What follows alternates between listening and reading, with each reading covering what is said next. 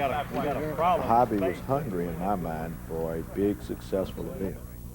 Antietam hadn't been done, so you could almost sense the anticipation and the excitement building. So you begin to realize that with a little tender love and care, this thing could really grow. And it was kind of the sponsors would be the limit to how well it would, how far it could grow. And the sky was the limit. This is Mr. Pruitt from King's organization. Mr. Pruitt from Tennessee. This is Don Johnson, Mr. Pruitt, who is brigade commander. Oh, yeah. This is Bob Drain, who's chief of staff. Yeah, Once the ground was set and we were on our way, then one thing about this event almost daily became a different wrinkle to it, because you start off planning for 4,000 people. Next thing you know, you're dealing with 5,000. And through the whole process, the numbers kept growing with everything. So that made a heck of a challenge to not only regroup and find the stuff to do it with, but also to find the area to do it on, because you started on a hard stretch land. And so that was a unique situation in this event.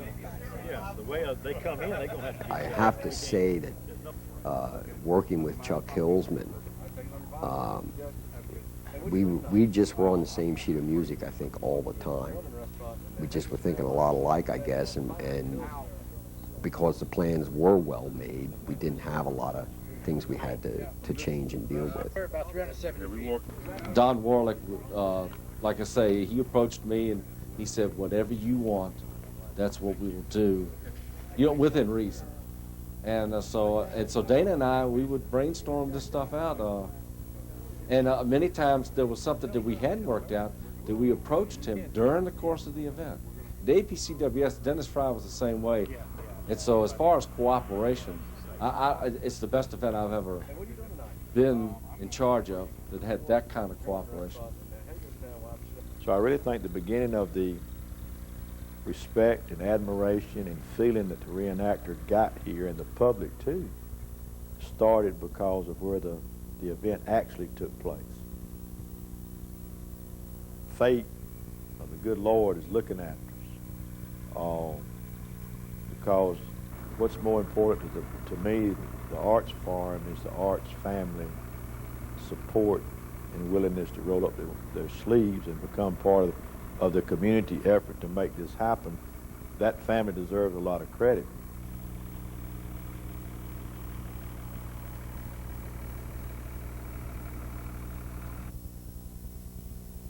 The information the committee was willing to put back out and the way we started doing things also showed a good organization, a commitment to the program, and gave folks confidence to come from California and Germany and England and everywhere else they came from. So there's a lot of little things I felt like that we did as a committee to enhance the encouragement to these reenactors to come.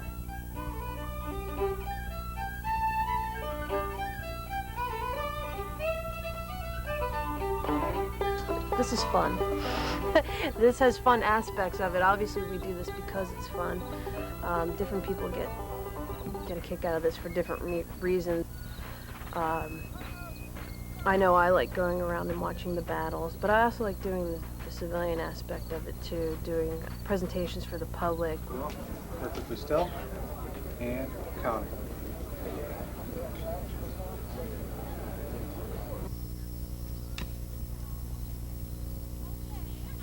This is not a hobby, this is an alternative lifestyle to us. We were put out of our homes by those devastating Yankees. They asked us to leave. We packed everything we could into a wagon and we are traveling.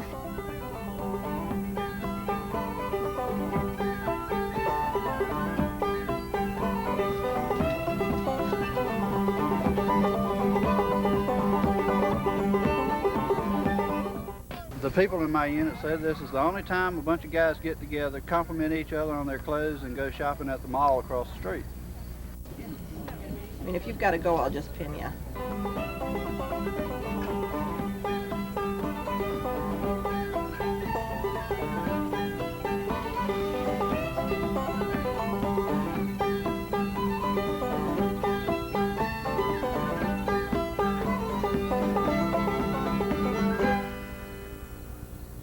And it's really neat to watch the kids, because the kids have that look I'm sure I had when I was 7 years old. They just, you know, want to read about it and they want to know more about it. So that's actually, you know, that's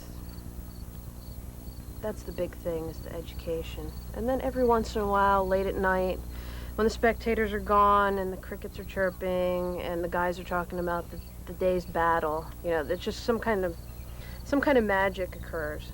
Because then you actually feel like you're back there, you're wearing the clothes, all you can hear is the crackle of the fire and just the hum of the people talking in the camps.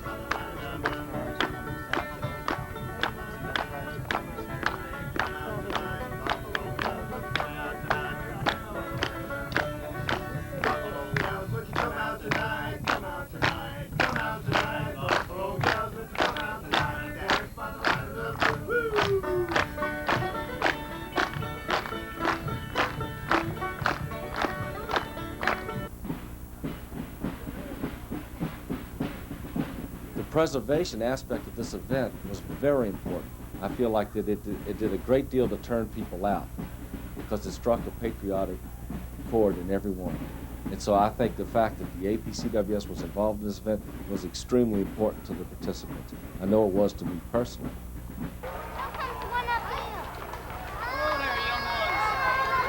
I'm General McClellan, Commander of the Army, and this is Dan Webster, my favorite war horse.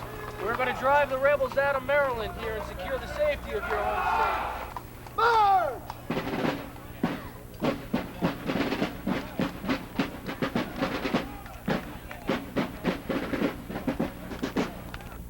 Stan Daywall, Don Johnson, very capable people, putting something like that on. They've done it many times before. They are champions in the cause of preservation, much more so than myself. They've done so much more for that cause. And they deserve a lot of credit. Many times we do reenactments, and we really don't know where the money goes. We are told that some of it goes to preservation, and we trust that it does. And many times we're not even told that. This particular event, we knew who the APCWS, who these people are, what their intentions are, and what they've done so far. And with the marches for preservation and things like that, the reenactors are familiar with these people. And so this was an event where we know exactly where the money's going. And reenactors, this is more than a hobby. Most reenactors look at this as a duty.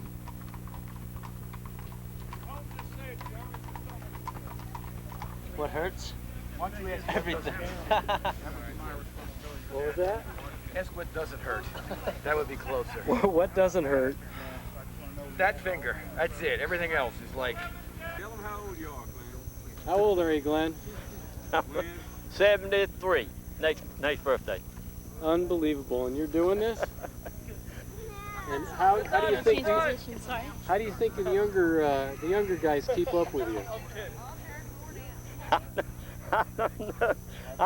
Well, it's, determination is the thing, you know, is important that you determined to do. You end this reenacting, so there's no use to fall out when you get a little tired or something. You defeating the purpose of you being here, reenacting, because nobody wants to quit it. I'm hanging in there.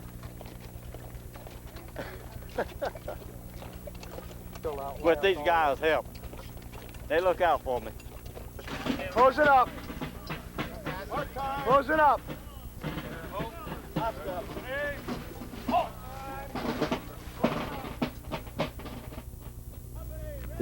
The tactical, first of all, if you recall, we did the school program battle for the kids first, and we had timed, or we thought we had timed out when the marchers were going to be coming in from Hagerstown. When I got the word that they were hung up and they were going to be late, I stood the guys down because I didn't want them standing around in the hot sun for an hour. That was a mistake. I should have marched them right over to the site. I no sooner stood them down than Don calls me on the radio and says the marchers are coming up the road. So we quick gave everybody first call again, sounded the general, and I grabbed the first battalions I could, and off we went to the battle. What marchers weren't totally exhausted, they were getting ready to have their fight. So we started a tactical battle with some tactical maneuver, Confederates came in, some battalions came over from camp, and they joined into the action.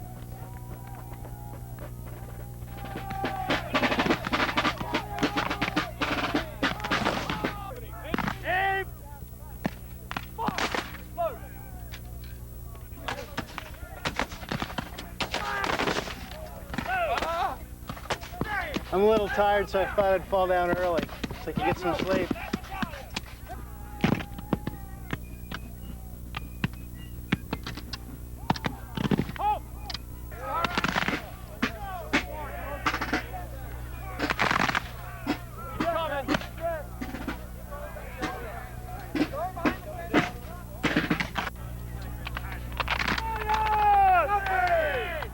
It seemed that we had turned the Union left and we're having a pretty good time, and all of a sudden the courier rides up to me and says there's a Yankee brigade that's coming down the road, and if they come in now, they're going to be coming in on my rear.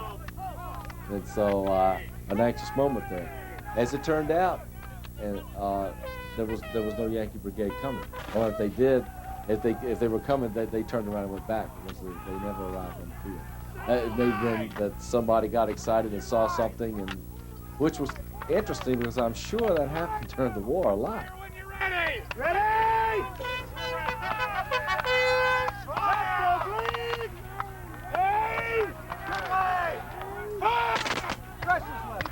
Use the flag!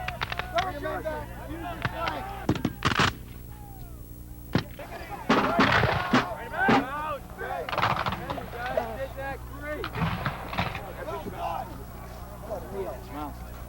Sir. Take your men right there. Very good, sir. If you see something different develop, use your judgment. If I don't like it, I'll let you know. It was an instance where I was really able to use the cavalry, and they functioned very professionally. They were right there. I turned, sent a courier, told them to support my left, that my left was being turned. They were over there in a matter of minutes, and they held the Federals on the left. They were at the right place at the right time. The Yanks had to take note of them.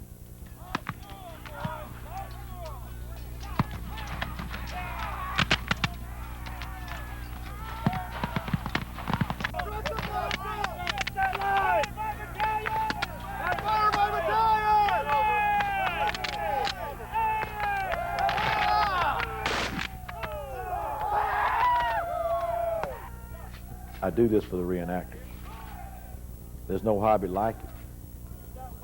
That not only the numbers involved, but the commitments, and this is a way of life to a lot of folks.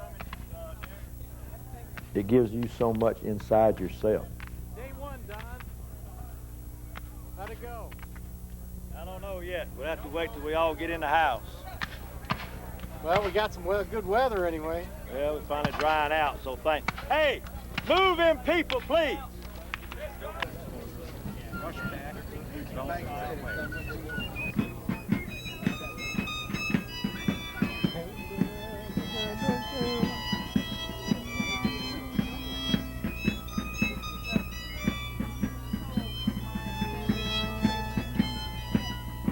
I'm getting tired.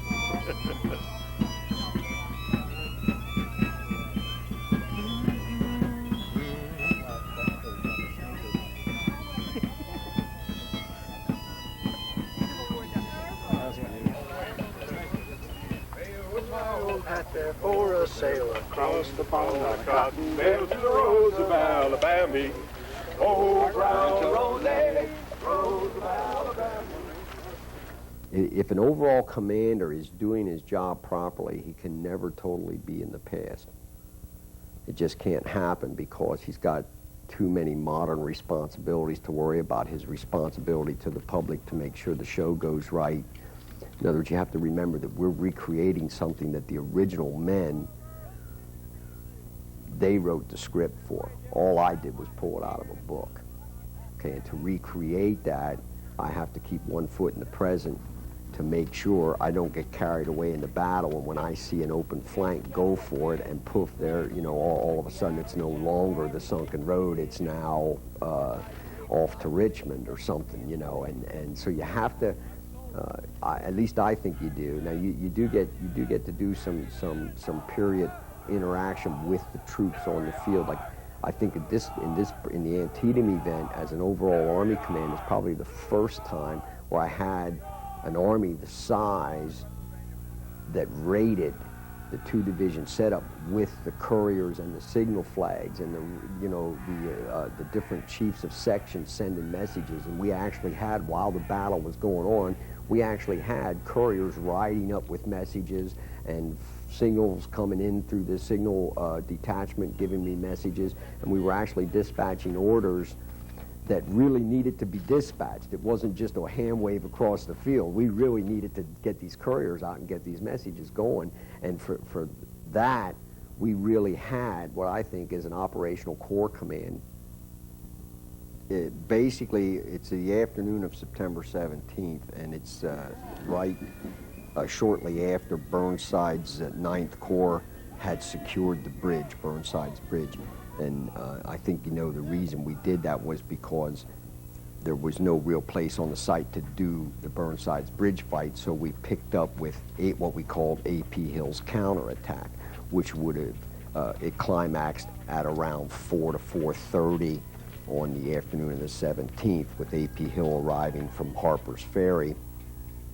The arrival of A.P. Hill saved the day. It's interesting. Hill, one of the more colorful characters of the war, having been under arrest on the march, having been placed in the position of leadership of his division, with the understanding that he would place himself under arrest again should he survive the battle, and then have him save the Army very literally.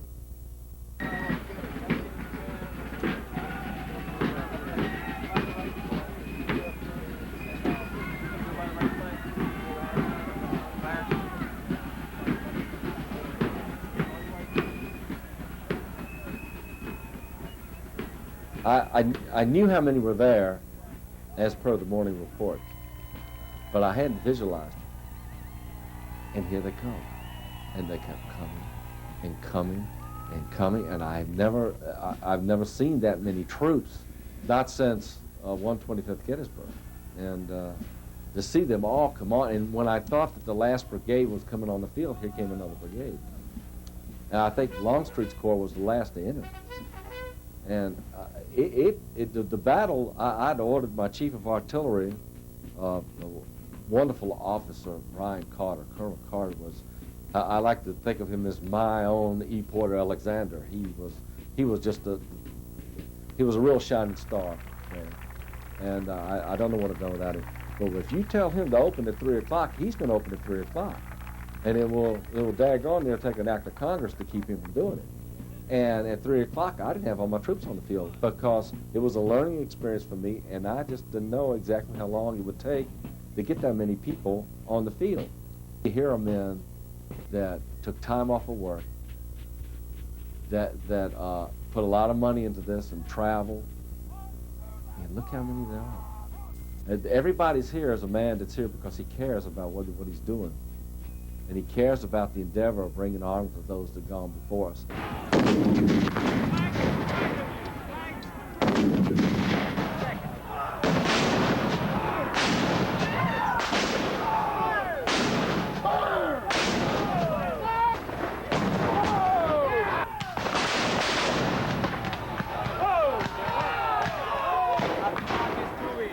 In nomine Patris et Filii et Spiritus Sancti.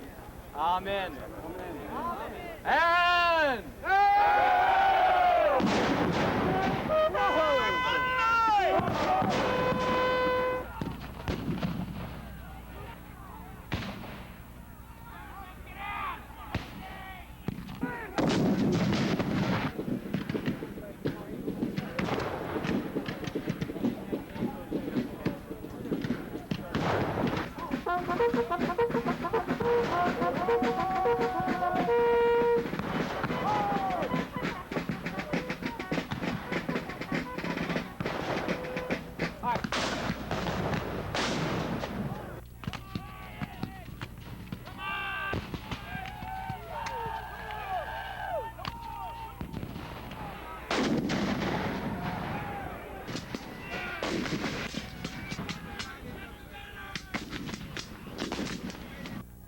to set the stage, we started out by feeding in skirmishers from the 79th New York and the 100th Pennsylvania, which were the actual 2 units that were deployed as skirmishers when they came up from the bridge. This is Chris' brigade and Welsh's brigade. Those 2 units were from those 2 brigades, respectively. And the rest of the brigades come up, and from right to left, we had each of the Union Army organizations representing the historical brigades going down through, with Hawk and Zouaves in the 9th New York in the center being represented by the 9th New York, plus our other Zouave and Saussure units that we had present at the event all went together to make that portrayal up. And then we basically deployed them as they deployed and fanned out across, hitting the Confederate forces about halfway across the field, driving their skirmishers in, meeting some stubborn resistance, coming under the Union forces going up through there were to come under crossfire of artillery and infantry fire that pinned them down on the right of the line for close to 45 minutes to almost an hour.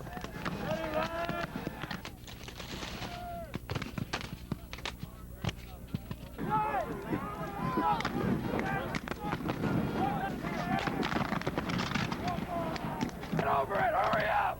Move!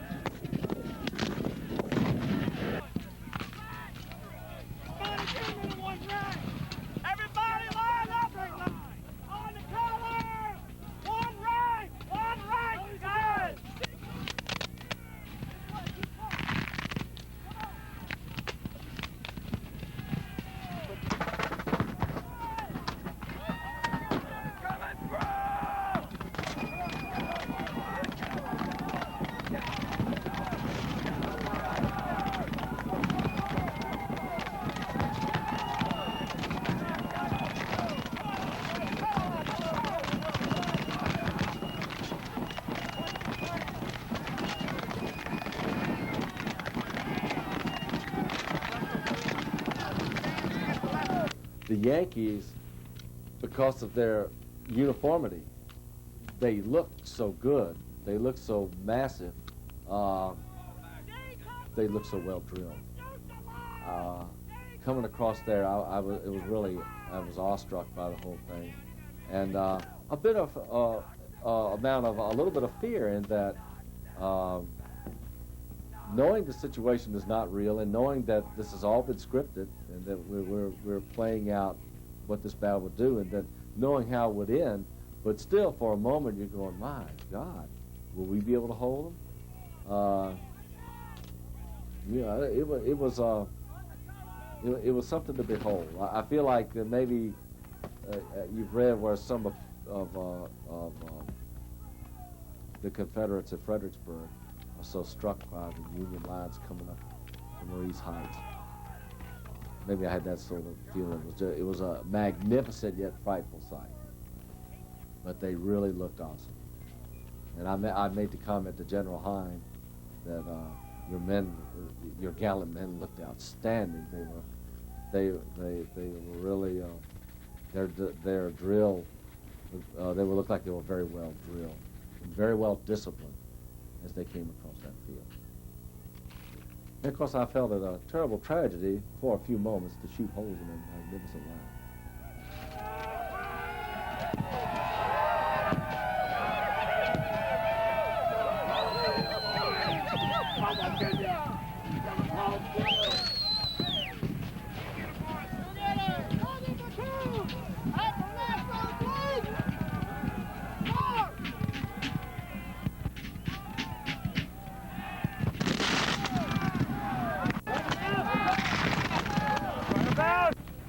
As a Vietnam veteran and a Gulf War veteran, I've seen some things, but I've never been able to quite comprehend how men could stand shoulder to shoulder like that in the intense fire that we demonstrate at these reenactments.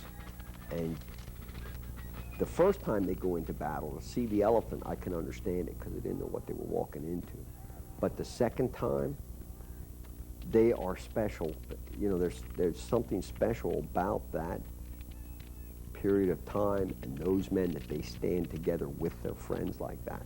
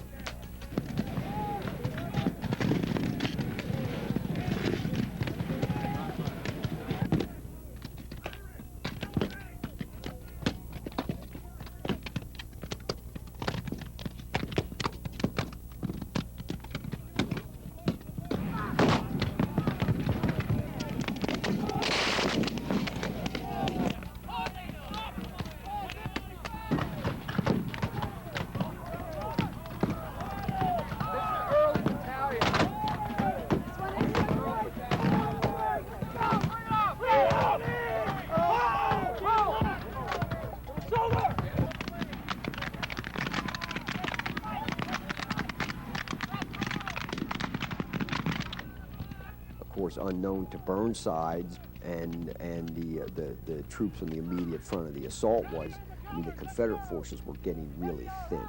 They were in trouble. One good push, and it probably would have been all over.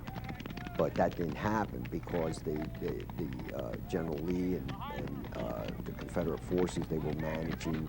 They had the interior line, and they were managing to make the Federals believe they had this huge force in front of them, and of course McClellan didn't make any extra commitment.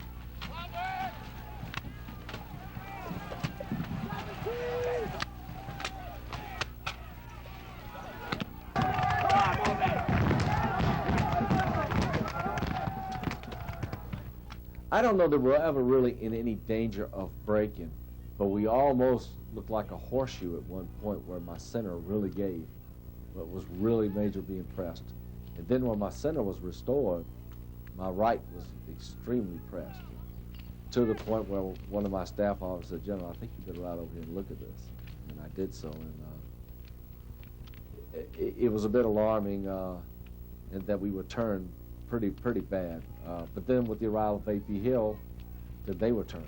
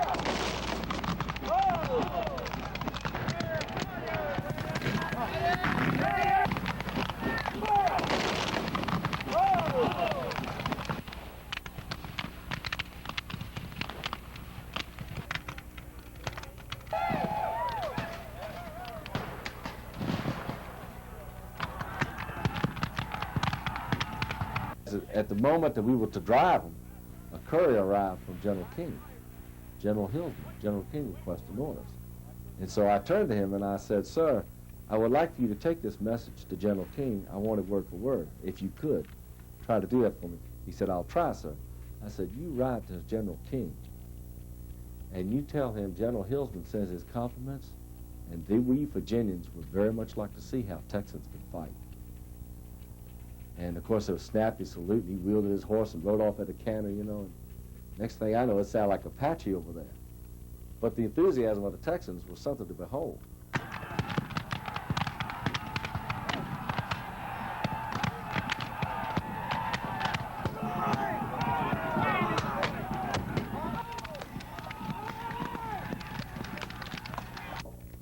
As a reenactment general commanding the field and knowing that it's going the way it's supposed to go by the script, I'm feeling pretty good. I'm seeing that, you know, well, we have a few little things here, but basically we're showing the public what happened. As my person that's back in time, there's a part of you, and I think this is what happens to every reenactor, although I can't be sure, but I mean, I've worn a private uniform on up through, and it's happened then too, but there's a part of you that wants to get defiant, and it wants to say, no, we're not giving up this ground. And I remember saying to my quartermaster, who was sitting with me on the hill, "Go find me another brigade of infantry." And I did say that to him, and he just looked at me like I had lost my mind. And if I'd have had him, I'd have sent him in there to stop that, because you do get wrapped up in it. We're trying to reproduce footsteps here, where if the guy did a hard right, we have to do a hard right, you know, and that's not always easy to do with 16 or 15,000 people. You know, it's hard to get everybody just exactly perfect. But from the long scope, I know that the public that watched that battle saw what happened that afternoon at Antietam with the 9th Corps and AP Hill's counterattack. They saw that they saw the way it was.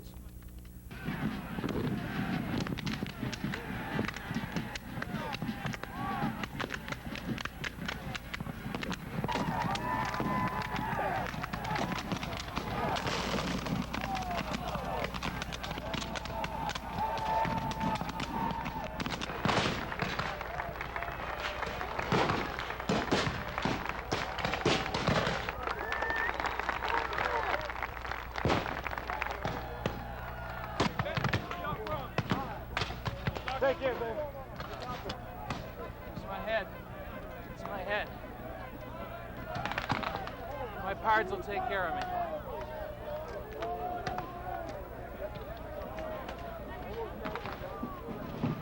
Been reenacting for several years, and this is fantastic. You know, we love to be here. We know why we're here. Everybody's here for different reasons, but I think we're all good Americans and just love this reenacting. It's a fantastic hobby for family, and my family comes with me. Great.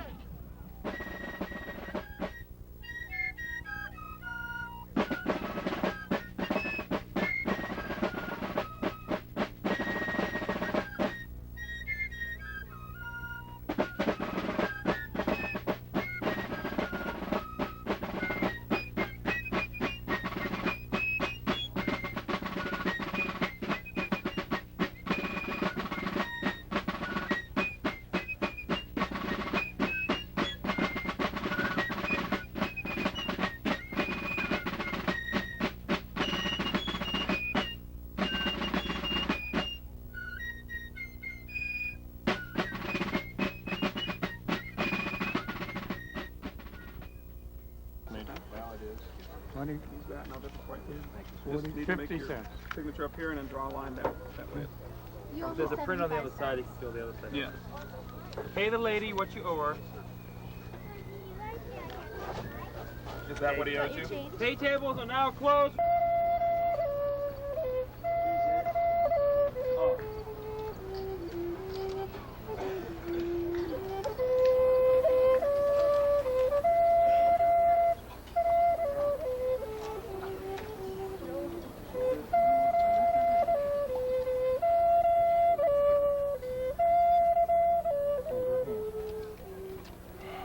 Dearly beloved, we are gathered together here in the sight of God and in the face of this company to join together this man and this woman in the holiest state of matrimony, which is commended of St. Paul to be honorable among all men, and therefore is not by any to be entered into unadvisedly or lightly.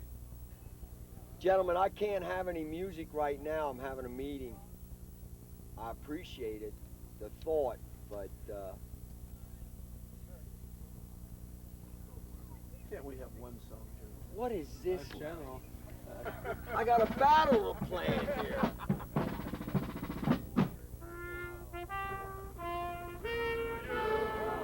Happy birthday to you. Happy birthday, dear General.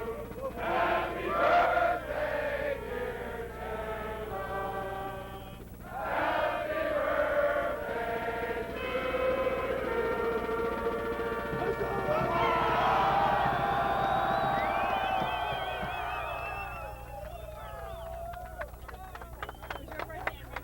Speech. I guess you want me to blow these candles out.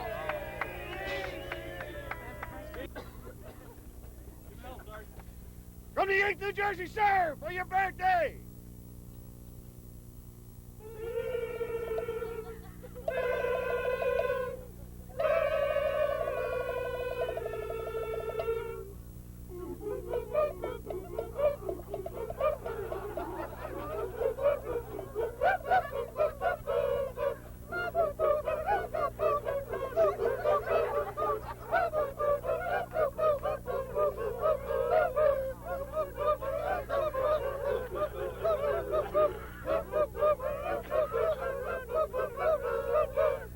You may now kiss the bride.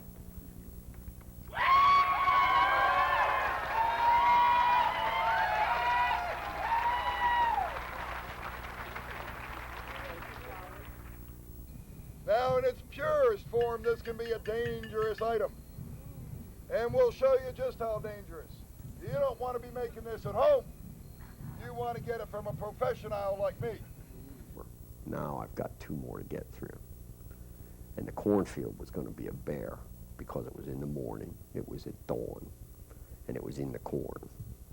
And the corn was over my head if I was in there on 1 foot. I mean, I don't think there was anybody in the Army that the corn wasn't taller then. So we're going to send thousands of guys through this corn, you know, to try and reproduce a cornfield next day. So I started worrying about that right away. Although I wasn't worried about the scenario itself, I just worried about all the different safety aspects that might come into play on it. Our horses were a little bit spooky because you couldn't see anything. Grigsby and Jones, which was Don Johnson's brigade, was to go in first. And then just behind him in echelon would be the A&V, Lawton's brigade. And then when they went in, while they were in, Hood's brigade was to come up, General King, and to go in. And after them, Colquitt, which was portrayed by George Hefner's brigade and Jim Moppin's brigade, Longstreet's corps, came up and went in to end the scenario. But getting out there in the fog and not being able to see anything and trying to find people was a real undertaking. But when the artillery opened, it's funny, everything settled down because now it's in motion. This kind of thing, you could give the orders and you can try to get people in position. But once it starts, it starts.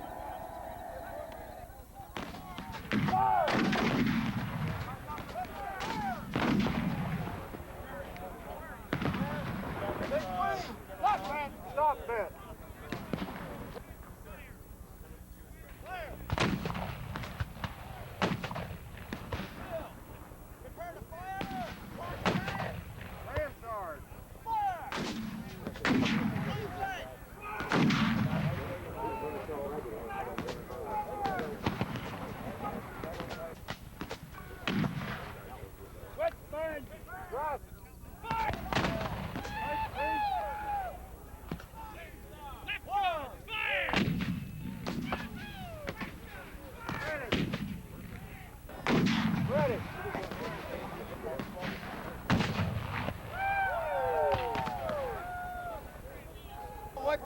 Years ago, I walked through the valley of shadow of death and shall fear no evil, for thou art with me. Thy rod and thy staff, they comfort me. Thou preparest the table before me in the presence of my enemy. I shall dwell in the house of the Lord forever. Amen. Amen. Move in there, Tommy. Go, boys. Gil, my chief of artillery, Gil Strassnyder, gave me the word that, you know, it was safe to pass the line, so I sent the 1st Brigade in, the Iron Brigade. They went in, and then Durians, the people representing Durians, went in the cornfield. Rebs are waiting on the other side. Take them down as you go. Where you going? I'm gonna see if I can find my unit.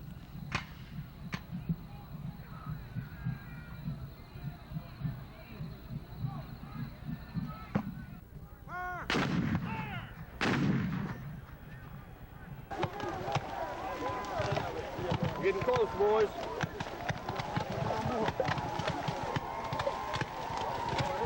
I can hear him.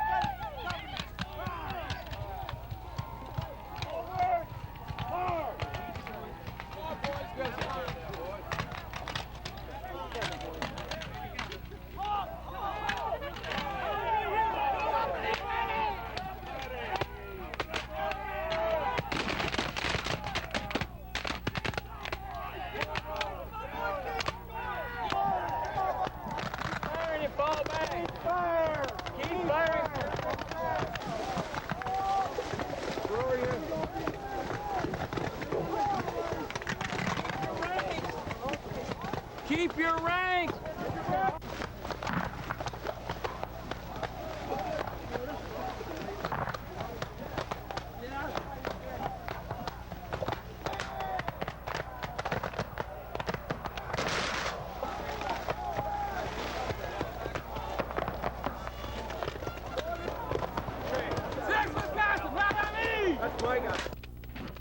But I had a real moment when the ceasefire was given to the artillery, and you hear thousands of screaming Yankees coming through that corn, and you can't see a thing.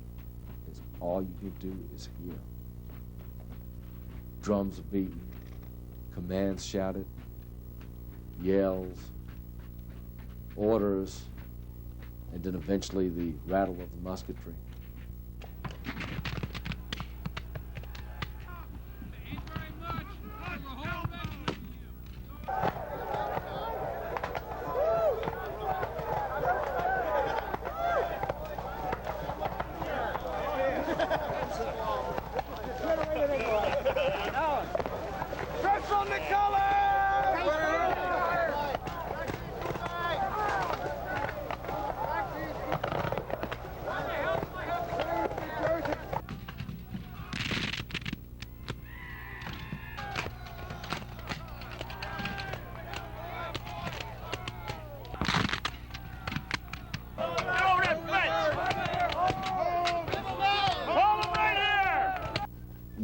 We worked on controlling the situation.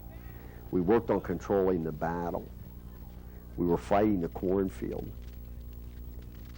We were in period.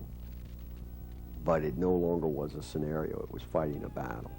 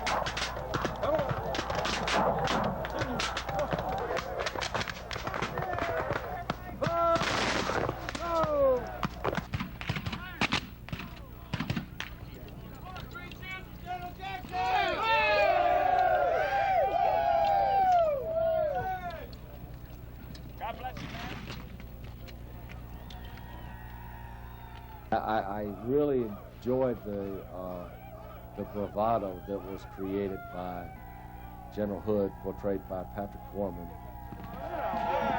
Maybe so. Good. Bless you, General. Good.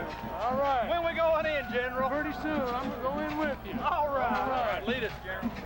All right. Carry on. And General King wrote to me and said, General Hillsman, your order, sir. Of course, trying to enjoy their bravado as well. I said, General King, sir, for the glory of Texas, advance your brigade.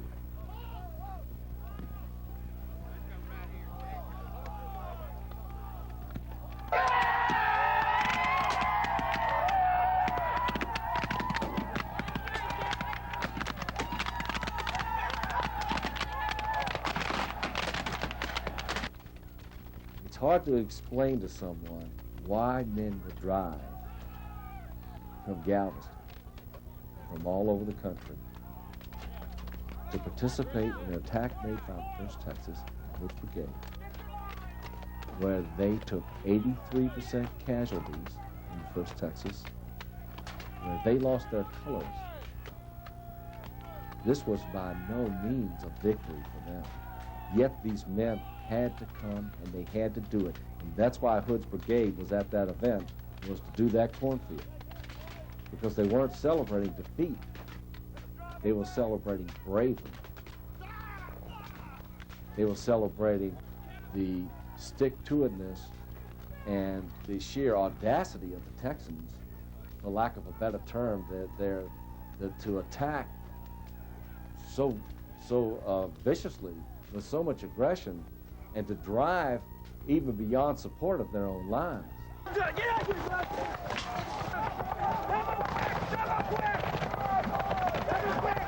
Dress it up now!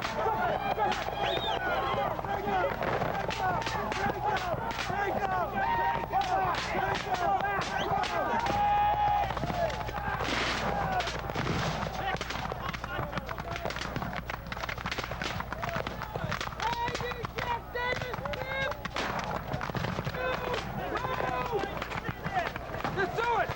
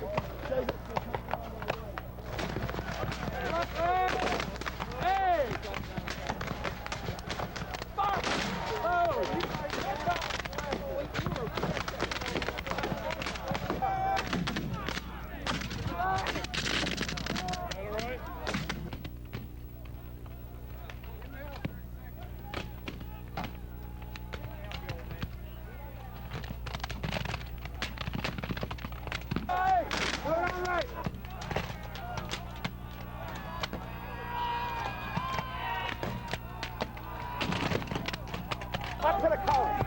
Right here.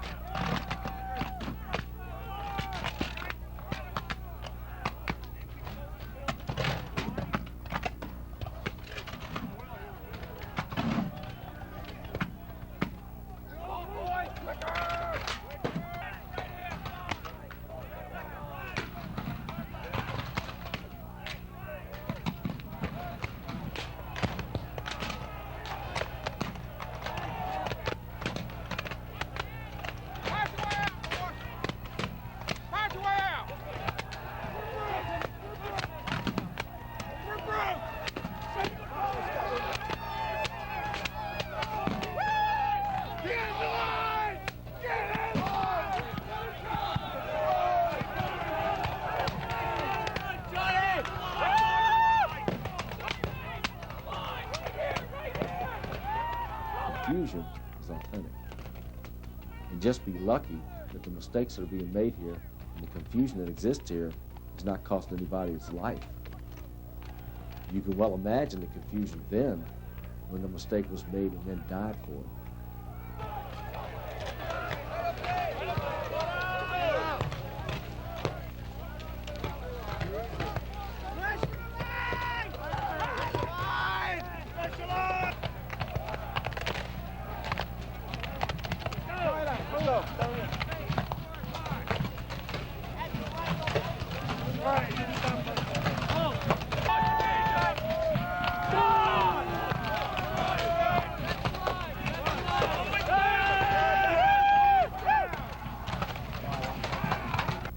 The Federals broke through and were coming right out in the open part of my cornfield. And that's the only time I've ever seen artillery check in advance.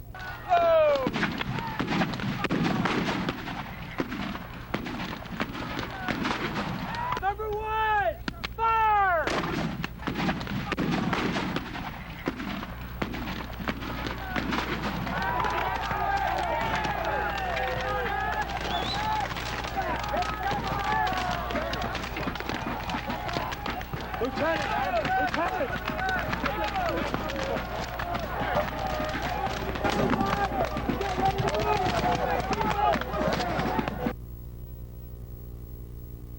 And I feel honored to have been a part of that and to be there and witness the sons of Texas going into that cornfield.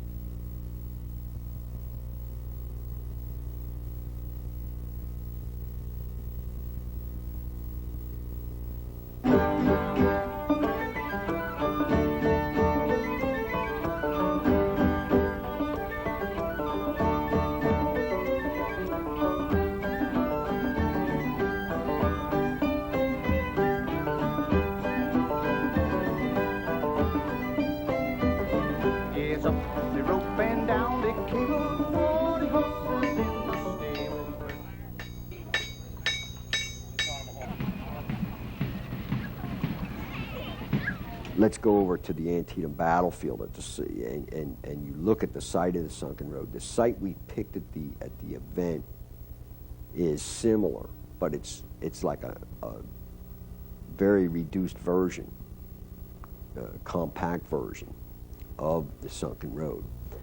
A lot of work went into putting the road in there, and it has all the effects there. But to get everybody in there, I needed to deploy troops where the crowd, when we came out to where I thought I was going to have a deployment area, the spectators were there. And as a result, I had to move my troops out, marching by the flank, in other words, in column of fours, marching by the flank, and then deploy into line to start the Wedgwood assault, when actually the original plan called for them to come up in battalion lines, go by company right on the right, you know,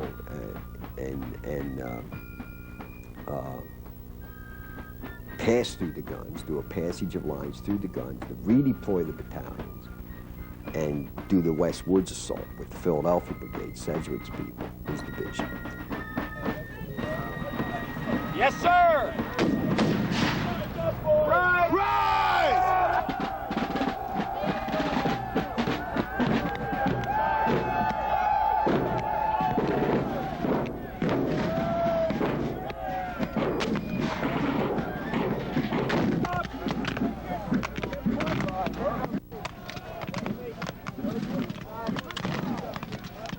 Because we have so many, and the area is so limited in the sunken road, General Clark volunteered his brigade to do the Westwood Duncan Church scenario, in that he would attack Sedgwick when they came down in from the West Woods. So I sent General Clark and his brigade over, and they were pretty much detached from me. The only communication once he got over there that I had with him was through signals, which I might add did a magnificent job. I have not had that much occasion to work with signals. Got one particular Major Subtle, I think his name was, out west, was in charge of the signals. I said, what can I send over there to General Clark? And he turned to me and he said, we can quote Shakespeare, sir, whatever you want to send. I said, well, we won't quote Shakespeare today, but I had some more to send over, and that worked very well. I can't really comment on that part of the field while I was not there. I could only see it through my field glasses.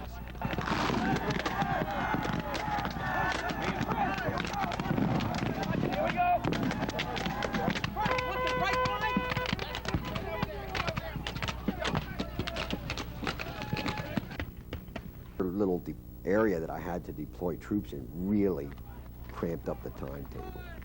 You know, it gave us a problem there getting the troops out and getting them lined up. And what it resulted in was Dave Valeska's 1st Division, who was Weber and Morris's actual historical brigade, they're almost, according to the messages I was getting from General Valeska, they were about ready for Custer's last stand by the time we were getting reinforcements over to them, you know, to continue these assaults. And that's because it was taking time to get the troops lined up out in front of the guns. Because we had, the guns would be firing, and we'd have to cease fire, get them through there, you know, in the whole 9 yards. It worked, though. You know, the battalion commanders and stuff, they made it all work. That's another thing. I mean, these people they all need to be commended, because whatever adversities came up were dealt with on the moment, and they made it work. Get it set here. Take care of all.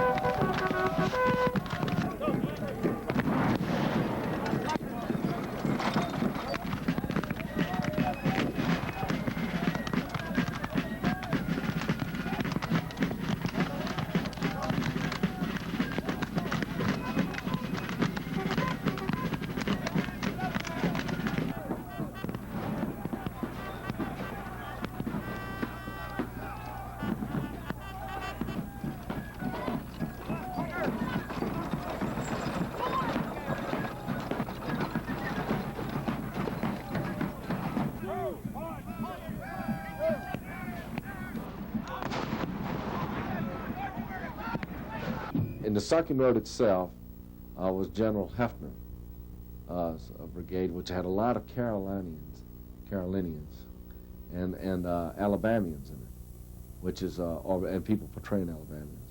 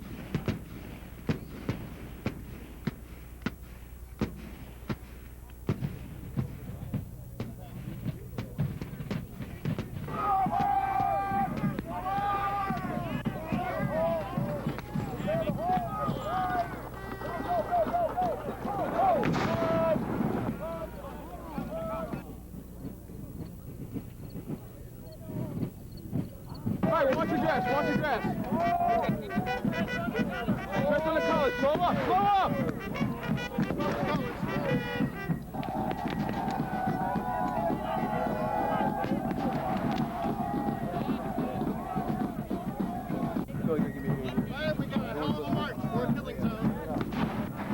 Ready, boys, go around.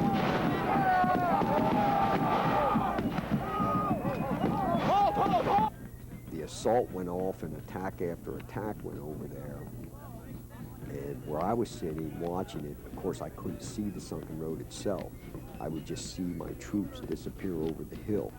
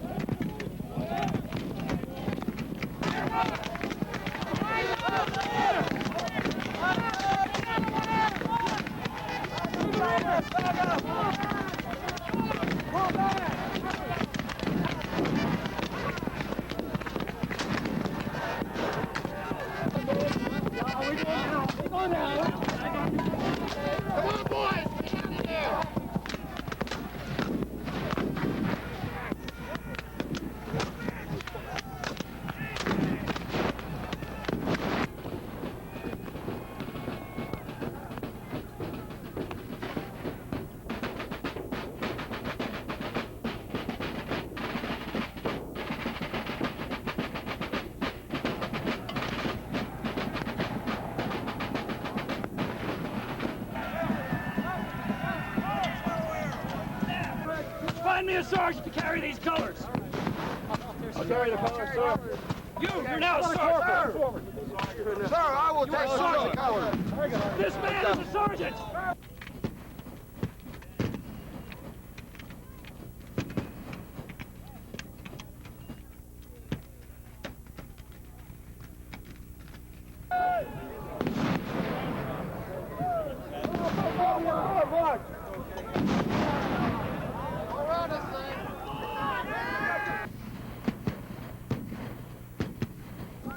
We'll just keep marching forward. We'll get it right.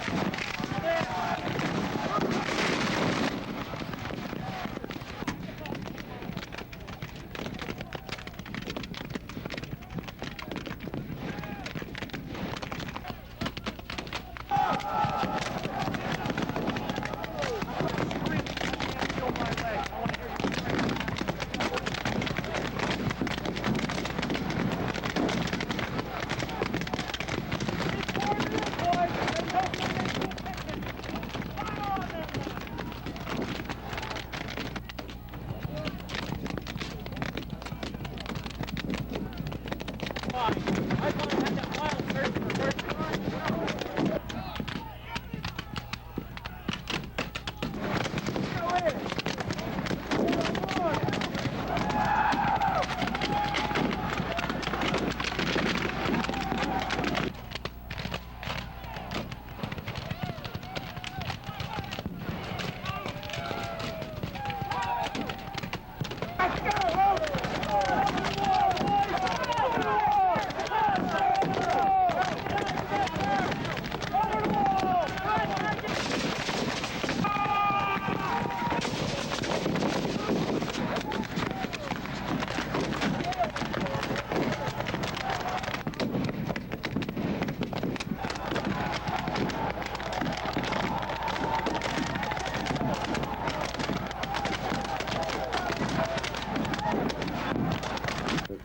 We met 3 attacks, and then finally they began to break the line.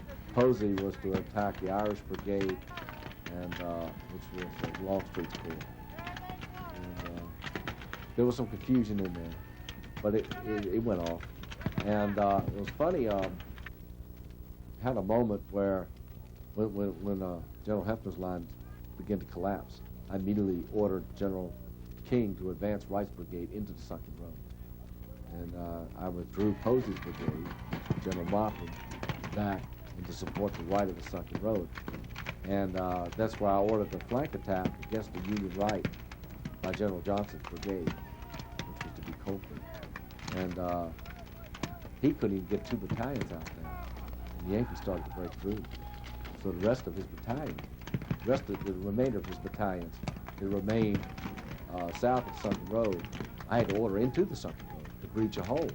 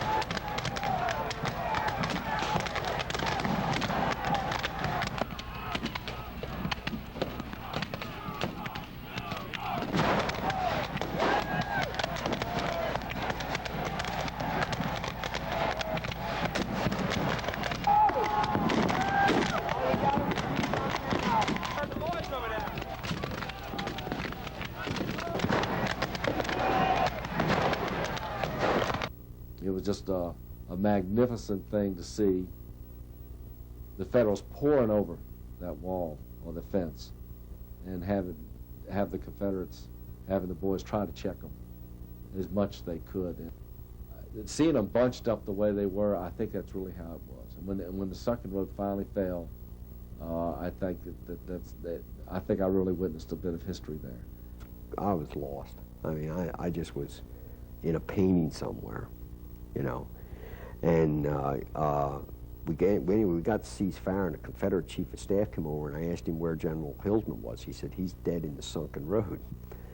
He says, thank you to me. And I said, no, thank you. You know, I mean, it's all of us did this. It isn't just me, you know. I can throw out a plan. I said, we all did this, you know.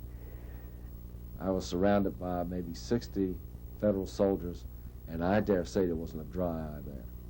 And everybody around me came up and shook my hand, and what a magnificent time it was, what an experience they all had. And I think we all walked away from the sunken road having seen something that I don't think anybody in our time has seen. It was magnificent.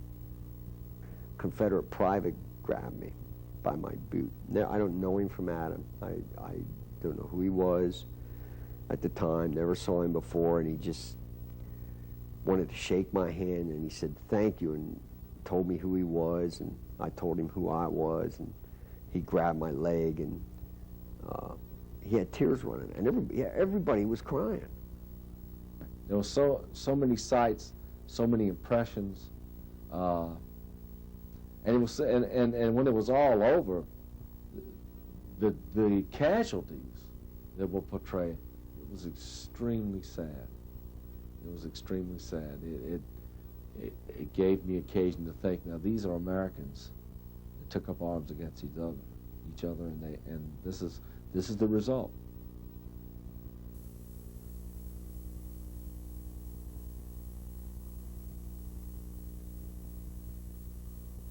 As co-chairman of the Antietam Commemoration Committee and president of the Association for the Preservation of Civil War Sites, we wish to extend to the reenactors our heartfelt thanks for a terrific job in the 135th anniversary commemoration of Antietam. We see every reenactor as an educator, and I saw so much education happen that weekend, interaction between the reenactors and families, reenactors and students, reenactors and kids. There's no way to place a value on the education that occurred that weekend and the meaning that it will have for future generations. So we thank you as educators. And we also wish to express our thanks to you as being in the front line, in the trenches with us on behalf of preserving our Civil War sites. Our biggest enemy is not developers. Our biggest enemy is ignorance. People don't know there's a problem. People don't know that our Civil War sites are threatened. You helped deliver that message, and we need you to join us day in and day out as we continue our effort to protect these hallowed grounds. You came to Antietam because you wanted to honor the men of Antietam. There is no better way to honor those men than to help us purchase the battlefields where they fought.